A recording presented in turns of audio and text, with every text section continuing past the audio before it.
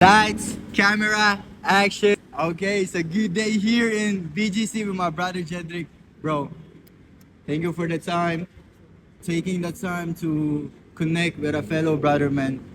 We look up to you. Shout out to my brother Jamar, aka Young Fanta out there in our hometown, Kitapawan. We respect this brother Jedrick, man, because he's always putting himself into the process of real growth through fitness, through business-wise moves, and creative outputs, bro. So we respect you a lot, man.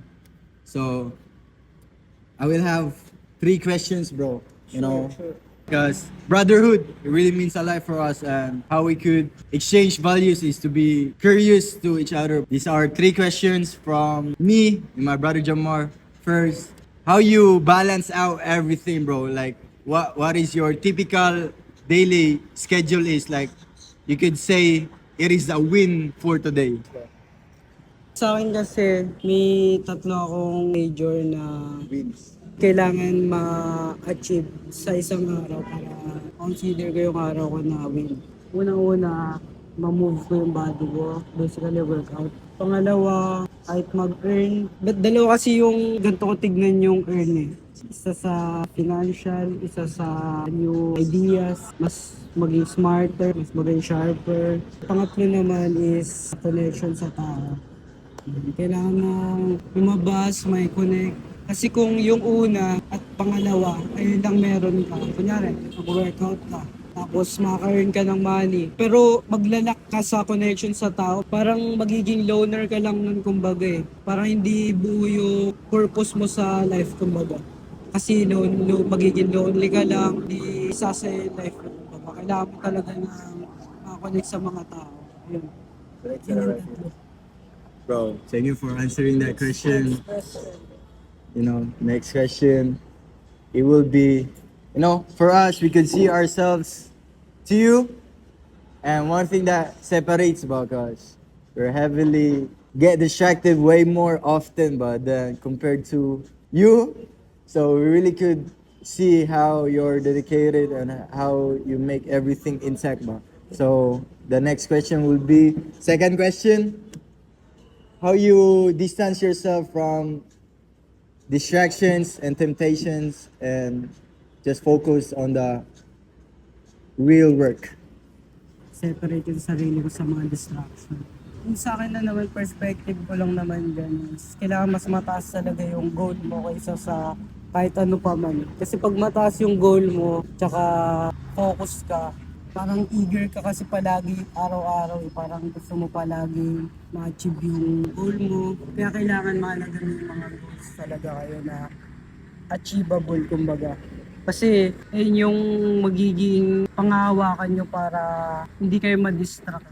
Kasi pagka medyo hindi kayo intact sa goal nyo, for sure madali talaga kayo mahatak ng mga distraction. Kasi yung oras mo sobrang free yan. Ngayon pagka busy ka pati may goals ka, yung time mo, parang kulang pa nga minsan kaya sinasabi ng ibang mga entrepreneur kulang 24 hours. Kaya kailangan alam mo talaga yung goals mo, tsaka grounded ka sa progress na ginagawa mo. Next question. The last question will be, thank you for those beautiful two answers, bro. You know, it is way more than enough value for us to take. And we'll have a last question. For the last question, bro, name one thing. One thing. What will be your long-term goals? It may be like 5 years, 10 years, but what is that one thing that you can say that I really made it? In 5 years then. 5 years and 10 years, but the time that you will not to have like too much effort that na naka sa point na just to maintain maintain na lang. Siguro isa lang ba? Kasi medyo Isa lang. isa lang. Basta lang like, Siguro pag-iisahin ko na yung overall growth ko as a person kumbaga. Yung steady na health, tsaka financial stability, tsaka time freedom, ayun lang. Ayun. Bro, thank you, bro. Those are the three questions. Bro, thank you for taking the time and very well thought for those three answers, bro. And for us to end this segment, end this video, based on your observation, bro, for us both, of my brother Jamar, Young Fenta, like, as a brother, what you could brotherly advise us to stay on track, of the purpose that we are trying to build. Advice ko lang sa inyong dalawa, kay Rui pati kay Jamar, Fanta. Maging grounded lang kayo, tsaka maging mindful sa mga ginagawa nyo. Tsaka self-control, pati discipline lang.